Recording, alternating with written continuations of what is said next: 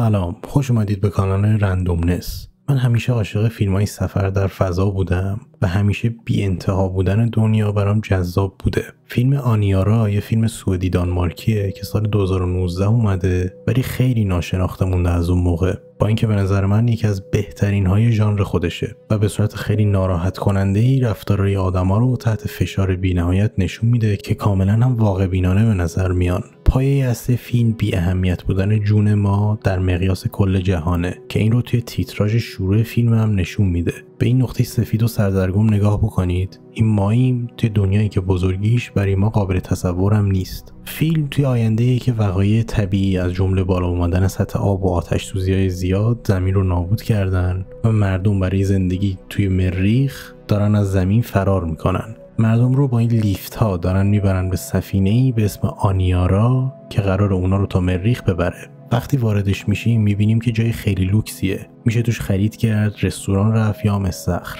ما در طول فیلم این شخصیت رو دنبال میکنیم که اسمی هم ازش یاد نمیگیریم، ولی من در طول این ویدیو بهش میگم امیلی چون اسم بازیگرشه. اون اپراتوری دستگاه فوق پیشرفته‌ای به اسم میما که میتونه ذهن آدم‌ها رو به صورت موقت به یه جای آروم ببره تا بتونن خاطرات خوبشون رو دوباره زندگی کنن. این دستگاه ساخته شده تا افرادی که توی مریخن بتونن دوباره حس کنن که روی زمین دارن زندگی میکنن و اینجوری کار میکنه که میری داخل اتاقش، سرت رو میذاری روی این بالشا و میری توی رویا. امیلی آموزش دیده تا بتونه در مقابل این دستگاه مقاومت کنه تا اون رو به خواب نبره، تا بتونه کمک کنه مردم بتونن برن داخل اتاقش و راحت هم بتونن خارج بشن. یکم بعدش چند تیکه آشغال فضایی رو میبینیم که در حال حرکتن توی فضا و با سفینه آنیارا برخورد میکنن که باعث میشه اون از مسیرش خارج بشه و باعث میشه که همه نگران بشن. کاپیتان آنیارا میاد توضیح میده که بعد از مسیرشون خارج میشدن تا از برخورد بیشتر جلوگیری کنن و یک پیچ راکتور هسته‌ای سفینه رو سوراخ کرده و برای اینکه منفجر نشن همه سوختشون رو رها کردن و الان از مسیرشون خارج شدن و هیچ راهی ندارن برای برگشتن بهش. کاپیتان میگه باید صبر کنن تا یه جسم فضایی مثل سیاره توی مسیرشون پیدا کنن تا با جاذبه اون بتونن دوباره خودشون رو برگردونن توی مسیر و میگه که نباید بیشتر از 2 سال طول بکشه. مردم بیشتر پنیک میزنن چون قرار بود فقط 3 هفته توی این سفینه بمونن ولی الان این تبدیل شده به 2 سال و مردم توی قبول کردن این شرایط دارن اذیت میشن. توی جلسه با کاپیتان سفینه بهش میگن که فقط 2 ماه منبع غذایی تکمیل دارن و بعد از اون باید سهمیه بندی بکنن و بعد از اون باید از جلبکی که برای تأمین اکسیژن ازش استفاده میکنن تغذیه کنن. با گذر زمان استفاده مردم از میما بیشتر شده و مردم میرن پیشش تا مشکلاتشون یادشون بره، تا جایی که امیلی باید اونا رو از اتاق بندازه بیرون. به خاطر زیاد شدن حجم کارش میره به استخر و با ایزاگل آشنا میشه که یکی از خلبان‌های سفینه است. امیلی از اول یه هم اتاقی داره که یه فیزیکدان الکلیه و همش نگاه منفی داره به همه چیز. اون بهش میگه که طبق محاسباتش به هیچ سیاره یا جسم فضایی توی عمرشون قرار نیست برسن و میفهمیم که کاپیتان و اطرافیانش این رو از اول میدونستن و برای جلوگیری از هرج و مرج این موضوع رو قایم کردن. با این اطلاعات امیلی رو میبینیم که دچار پنیک اتک شدید میشه که باعث میشه بره پیش میما تا یکم آروم بشه. روز بعد یکی دیگه دچار پنیک اتک میشه و امیلی میره پیشش تا کمکش کنه. اون میگه که همون فیزیکدانه وقتی مس بوده بهش گفته که هیچ سیاره‌ای توی مسیرشون نیست. امیلی بهش میگه که مریخ هم اونقدری که فکر میکنی خوب نیست و خیلی سرده و هیچ چیزی اونجا رشد نمیکنه به جز یک گل لاله کوچیک. این مرد هنوز توی حالت بدیه، پس امیلی اونو میبره پیش میما تا بتونه یکم آروم بگیره. امیلی برای اینکه چند نفر رو برای کمک بهش بگیره میره پیش کاپیتان و موقع حرف زدن باهاش از ذهنش میپره که میدونه هیچ سیاره‌ای نزدیکشون نیست و منظورم از نزدیکی یعنی توی عمرشون هم قرار نیست ببینن. کاپیتان میگه هر موقع مردم به خوردن جلبک عادت کردن بهشون میگیم قضیه از چه قراره. میبینیم که مردم سفینه کم کم عادت کردن به شرایط موجود و پارتی میرن و خوش میگذرونن، ولی کم کم مشکلات ریز شروع میکنن به ظاهر شدن. مثلا سیستم تصفیه آب معیوب میشه و درخواستای مردم برای رفتن پیش میما بیشتر و بیشتر میشه تا جایی که یکی به امیلی پیشنهاد رشوه میده تا بذاره یکم بیشتر اونجا بمونه. امیلی دوباره با خانم فیزیکدان حرف میزنه و اون موقعیتشون رو به یه حبابی که ته لیوانه تشبیه میکنه و میگه حتی اگه با سرعت خیلی زیاد هم حرکت بکنن بازم در مقیاس جهان انگار ساکن ایستادن. روز بعدش امیلی داره از میما استفاده میکنه و روی آب معلقه. و پرنده‌ها دارن از بالای سرش رد میشن، ولی تک تک شروع میکنن به نابود شدن و بعضیشون هم میافتن توی آب. امیلی از رویا پردازی میپره و همین که میخواد ببینه که چه مشکلی پیش اومده برای میما، مردم با صف طولانی شروع میکنن به وارد شدن. بعد میما شروع میکنه به حرف زدن. یکی از افراد شروع میکنه به تکون خوردن و امیلی میره تا ببینه چی شده. اون میبینه که به جای تصاویر آرامش بخش، اون داره صحنه‌های دلهره‌آور و ترسناک میبینه. اونو بیدار میکنه و سعی میکنه آرومش بکنه. به خاطر همین امیلی تصمیم میگیره موقتاً میما رو تعطیل بکنه که باعث میشه مردم خیلی عصبانی بشن. اونو میبرن پیش کاپیتان و میبینیم که داره با ورزش کردن خیلی زیاد سعی میکنه خودش رو مشغول بکنه تا با اوضاع کنار بیاد. اون بهش میگه که میما باید 2 هفته استراحت کنه و از اینکه اون از روش تکلم انسانی برای برقراری ارتباط استفاده کرده نگرانه. همچنین میما تمام این مدت غم و نگرانی‌های بقیه رو جذب خودش کرده و وقتی نداشته که بتونه استراحت بکنه. اون دوباره شروع میکنه به حرف زدن و امیلی شروع میکنه حرفاشو یادداشت میکنه. خیلی از حرفاش به نظر چرت و پرت میان و بعضیاشون التماسی برای کمک کردن هستن. تو این حین مردم گله‌ای شروع میکنن به ورود به اتاق میما. امیلی سعی میکنه اونا رو خارج بکنه ولی دیگه دیر شده. اون خودشو نابود میکنه ولی قبلش اینو میگه که یعنی مرگ یک نفر چقدر غم انگیزه. بعد امیلی رو میبینیم که تقصیر رو میندازه گردن خودش و ناراحته چون میما تنها چیزی بود که اون داشت و تنها مشغلش بود. مسافرای یادبود برای میما درست میکنن و تقصیر رو میندازن گردن امیلی و حتی شایعه سازی میکنن که اون میما رو فقط برای خودش میخواسته. کاپیتان هم تقصیر رو میندازه گردنش و عصبانیه که میما رو از دست دادن چون اون تنها چیزی بود که مردم رو آروم نگه میداشت. به خاطر همین چند نفر رو میفرسته که برن دستگیرش کنن. ایزاگل یا همون که امیلی توی استخر دیده بودتش، چون امیلی رو میشناسه ازش دفاع میکنه و وقتی کاپیتان به حرفش گوش نمیده اونو میزنه و فرار میکنه. وقتی تصاویر دوربینای امنیتی رو میبینیم یکم بدتر میفهمیم که کاپیتان اونو کتک زده. امیلی و ایزاگل دوتاشون هم زندانی میشن.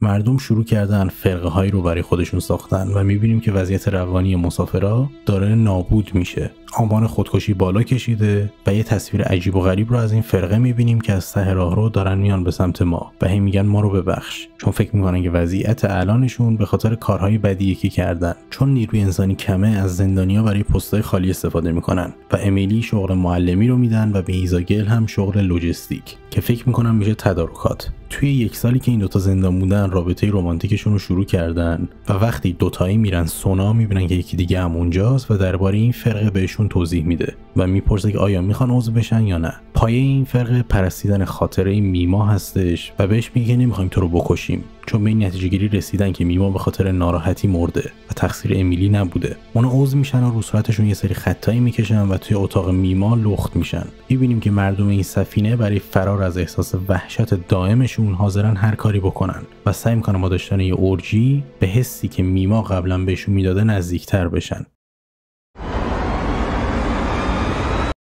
امیلی و ایزاگل هنوز با همن ولی ایزاگل بارداره، احتمالاً به خاطر اون اورژی‌های زیادیه که با هم رفتن. از اینجا به بعد فکر این که یه بچه رو توی قبر خودش داره به دنیا میاره دائم ذهنش درگیره، ولی امیلی همش سعی میکنه که بهش روحیه بده. فیزیکدان هم کامل خودش رو رها کرده و سعی میکنه که همش مست بمونه. امیلی این ایده به ذهنش میرسه که یه صفحه هولوگرامی کنارای سفینه درست بکنه که تصاویر از زمین رو نشون میده و همچنین تا یه حس شب و روز بده به مسافرها. اون ایده رو به کاپیتان میگه ولی اون میگه که سریعا این پروژه رو متوقف کنه و به معلمیش برسه. صحنه بعدی زایمان ایزاگل رو میبینیم. امیلی خیلی بچه رو دوست داره ولی میبینیم که ایزاگل همش فکر میکنه که جایی برای خوشبینی وجود نداره و وقتی یه روزی امیلی داره تدریس میکنه ایزاگل و بچهش میرن به استخر. اون ایده غرق کردن بچه‌شو داره و این کار رو هم میکنه تا اینکه یکی میاد و صداش میزنه. اینجاست که یکم خوشبینی وارد زندگیشون میشه. یه سفینه گشتی رو تشخیص میدن که داره با سرعت میاد سمتشون و حدس میزنه که شاید توش سوخت داشته باشه تا بتونن با اون سوخت برگردن به راهشون، ولی هنوز 14 ماه مونده تا برسه.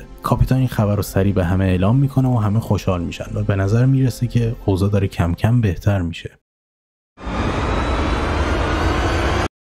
حالا هوای مسافرها به مقدار قابل توجهی بهتر شده. حتی فیزیکدانی که دائم الکل میخورد رو هم سر پا آورده این خبر زمان فرا میرسه و وقتشه که این سفینه رو وسط راهش بگیرن. بعد از گرفتنش شروع میکنن روش آزمایش انجام میدن، ولی حدس میزنن که یا سوخت نداره توش و یا اگه هم داشته باشه تکنولوژیش جلوتر از چیزی که الان دارن. میبینیم که رابطه امیلی و ایزاگل خیلی بهتر شده بعد از خبر وجود این سفینه و شروع کردن به بزرگ کردن بچه‌شون. فیزیکدان دیگه خوشبین نیست و دوباره شروع میکنه به الکل خوردن و وقتی که کنار سفینه ان یکی از افراد میگه خدا رو شکر که اینو پیدا کردیم و فیزیکدان اون رو به خاطر داشتن گردنبند صلیب مسخره میکنه و میگه که پیدا شدن این سفینه هیچ فایده‌ای نداره. مردم که هنوز خبر ندارن چی شده میپرسن که چه اتفاقی افتاده برای سفینه. به خاطر همین کاپیتان به افراد درگیر میگه که هیچ خبری تا قطعی شدن همه چیز بیرون درز ندن.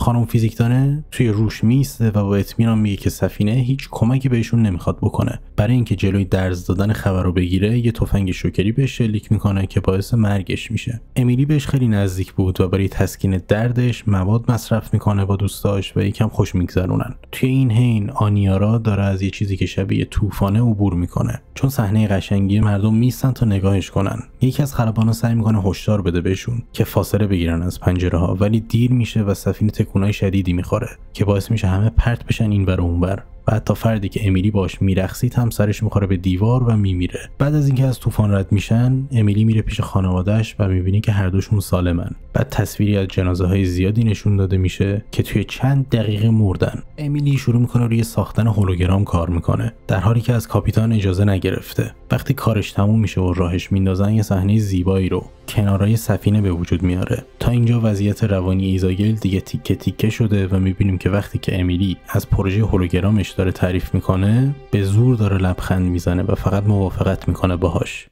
امیلی وقتی برمیگرده خونه میبینه که در توسط جنازه ایزاگل بسته شده. اون خودشو با دستگیری در دار زده و بچه‌شون رو هم غرق کرده.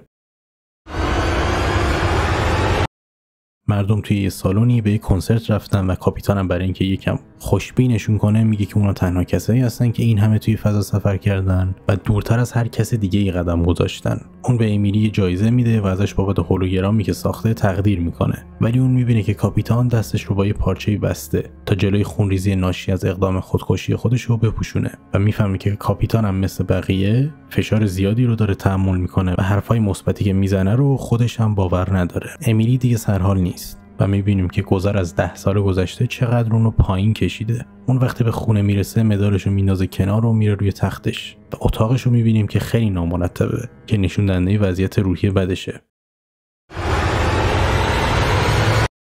چراغای سفینه دیگه بیشترشون خاموش شدن و امیلی دیگه خودشو کامل غرق فرقه میما کرده و با تعداد خیلی کم بازمانده ها توی اتاق میما نشستن و این خانم داره میگه روزهایی بود که خورشید میتابید و عملاً خورشید براشون تبدیل به یک خدا شده. سفینه بیجون آنیارا بالاخره یه سیاره پیدا میکنه و فیلم تموم میشه. خب این فیلم آنیارا بود. من عاشق این فیلم شدم، از بازیگری ها تا موسیقی متن. خیلی ناراحت کننده است که این فیلم فقط تونسته $40,000 فروش بکنه. این فیلم به خوبی احتیاج ما به یکدیگر رو برای بقا نشون میده و اینکه چقدر ما به یک امید نیاز داریم توی زندگیمون و تحمل زندگی کردن با فکر ناچیز بودن زندگی خودمون رو نداریم و به خوبی هم نشون میده که هر موقع دیگه همه چیز رو از دست دادیم زود به هم دیگه پناه میبریم تا حداقل انسانیتمون رو حفظ کنیم. خیلی ممنون که ویدیو رو دیدید. اگه نظر یا پیشنهاد فیلمی دارید توی کامنت ها بنویسید. اگه خوشتون اومد کانال رو ساب کنید تا بتونید کارهای آینده رو هم دنبال کنید. تا ویدیوی بعدی. بای بای بای بای.